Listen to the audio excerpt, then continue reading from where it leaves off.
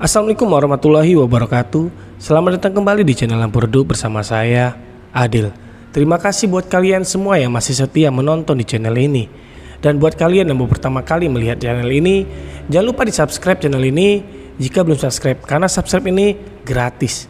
Like dan komen karena bentuk dari dukungan kalian itu sangat membantu channel ini untuk bisa lebih berkembang lagi.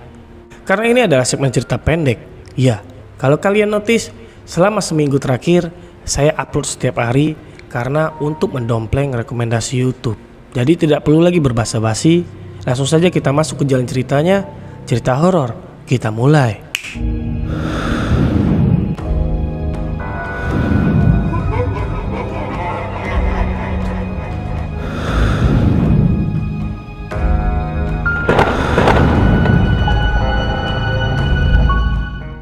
Cerita ini diawali dari tahun 2000 awal. Ya, sebut saja nama anak kecil ini adalah Ilham. Ilham adalah seorang anak yang berumur hampir 11 tahun. Jadi setiap ia pulang sekolah, ia makan siang terlebih dahulu. Lalu selesai ia makan siang, ia siap-siap untuk pergi bermain dengan teman-teman sebayanya. Saat itu kurang lebih jam menunjukkan pukul jam 3 sore. Jadi mereka bermain itu seperti main kelereng, main sepak tekong atau petak umpet dan macam-macam permainan lainnya.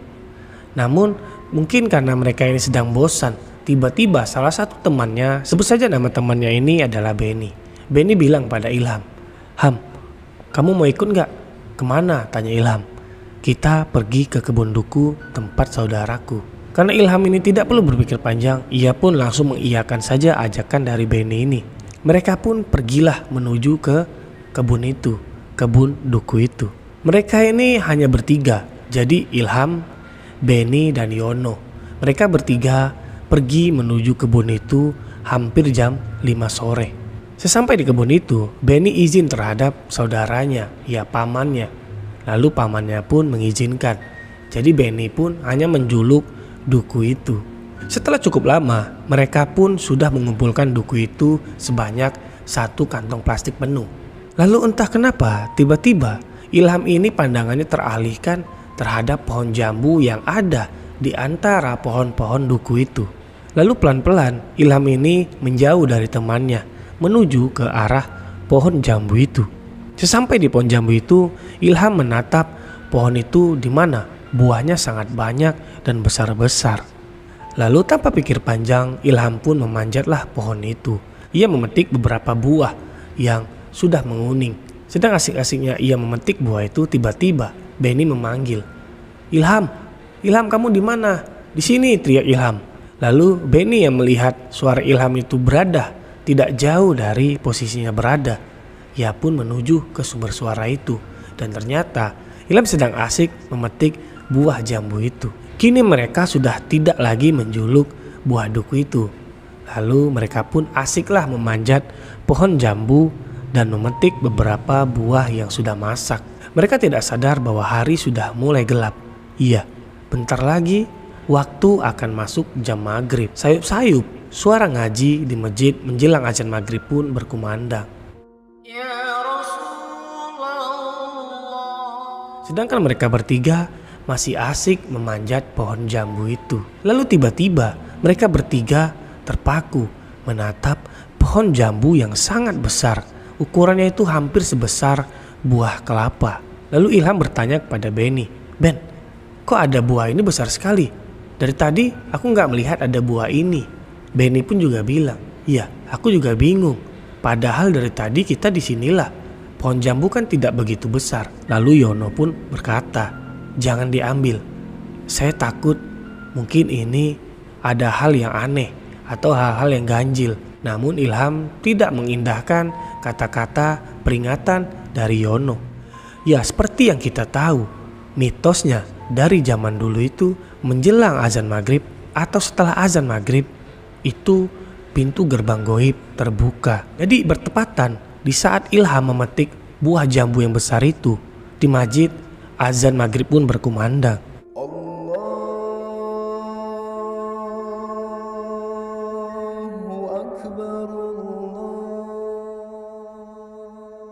Setelah memetik buah itu, Ilham pun melihat keseluruhan buah itu.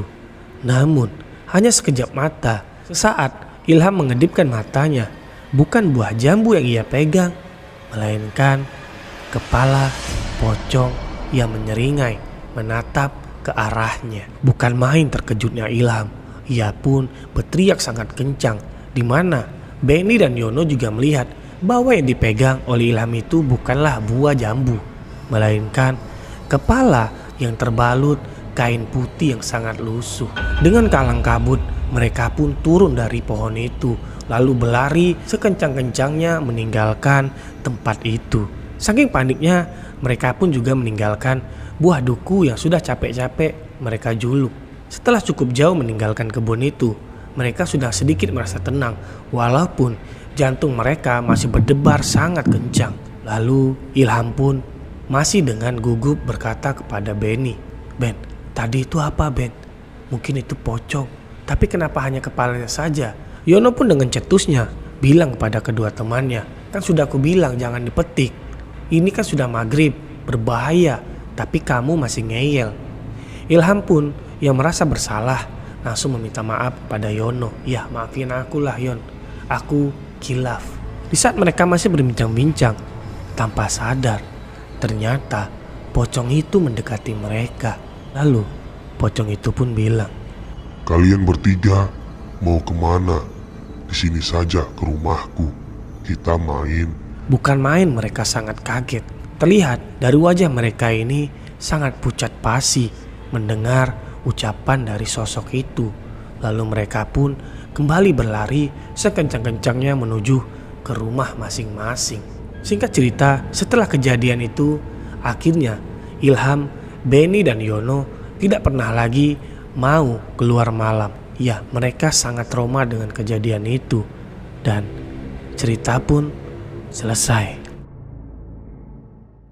Oke, bagaimana cerita tadi? Apakah kalian merasa sangat mengerikan?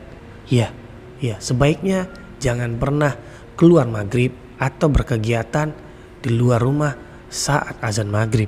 Karena mitosnya ketika azan maghrib itu pintu gerbang gaib itu terbuka.